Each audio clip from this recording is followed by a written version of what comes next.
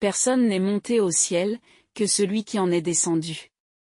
Et celui qui est descendu du ciel, c'est Jésus-Christ, et c'est lui qui a dit qu'il n'y a qu'un seul Dieu. Et dans cette vérité, il n'y a pas de mystère. Jésus-Christ, lui-même dit à la femme de Samarie, « Je suis moi-même le Messie qui vous parle. » Donc le Messie n'est pas Dieu, ni Dieu n'est pas le Messie, et cette vérité est confirmée par le témoignage de notre Seigneur où il dit formellement.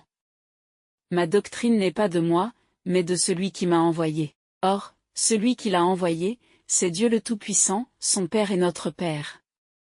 Vérité sanctionnée par Jésus-Christ en personne, après sa résurrection, lorsqu'il dit à Marie, « Va à mes frères, et dis-leur ceci, je monte vers mon Père et votre Père, vers mon Dieu et votre Dieu. » Donc notre Seigneur Jésus-Christ est incontestablement le frère des hommes.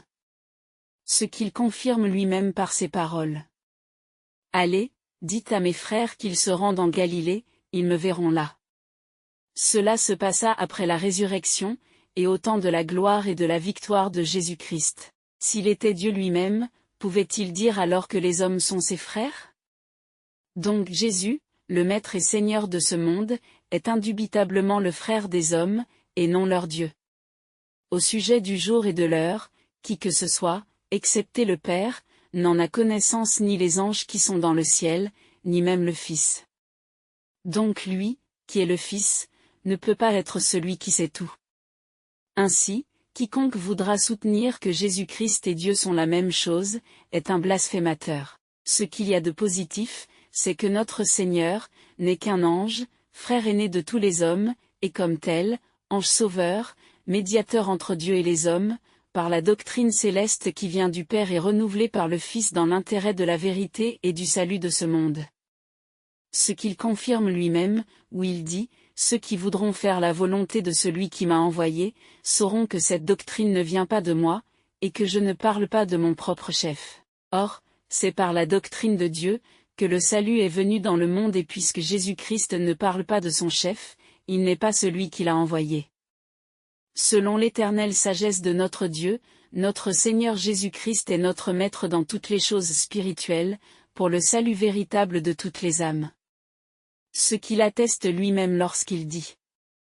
Vous m'appelez Maître et Seigneur, et vous faites bien, car je le suis.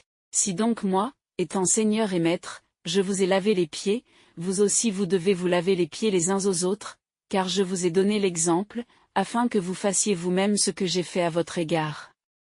En vérité, je vous dis.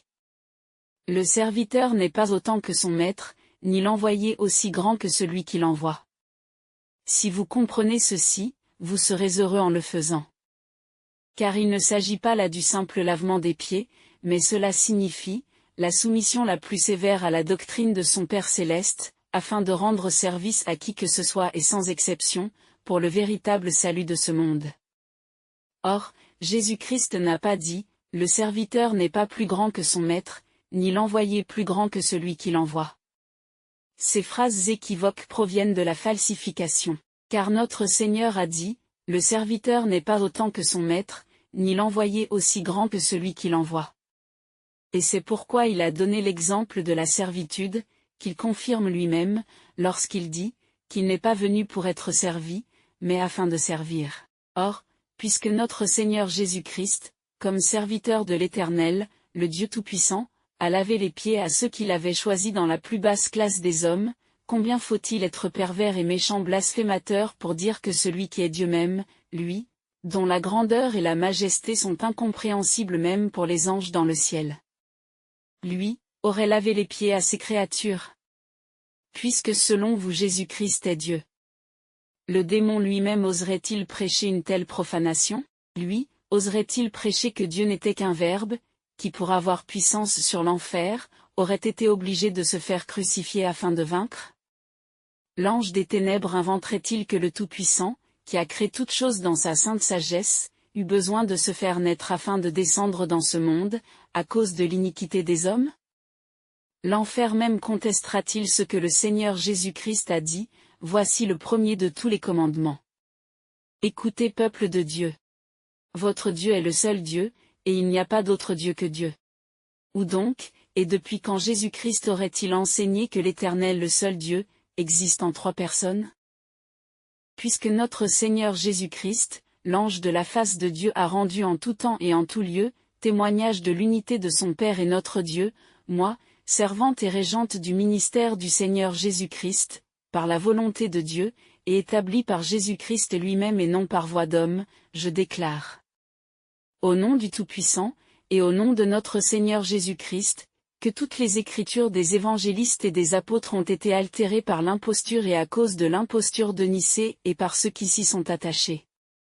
Au nom de l'Éternel Dieu Tout-Puissant, et au nom de notre Seigneur Jésus-Christ, je déclare imposture toute doctrine qui est contraire et contradictoire à celle qui a été donnée aux hommes de la part de Dieu, et renouvelée par l'Évangile de Jésus-Christ, l'ange sauveur, médiateur de notre Père céleste, envoyé au monde par la grâce et à cause de la miséricorde de Dieu, pour le véritable salut de toutes les âmes, qui, selon la sainte sagesse du Créateur de toutes choses, doivent habiter ici-bas des corps mortels jusqu'au moment où là.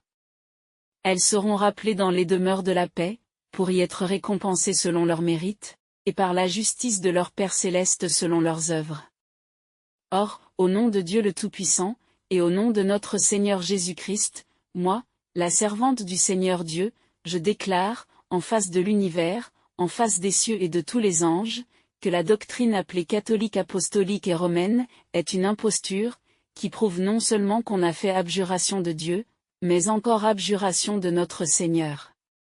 Car c'est lui qui a dit, pour vous, lorsque vous aurez à prier, entrez dans votre chambre, et fermant la porte, priez votre Père qui voit ce qui est secret, vous en récompensera.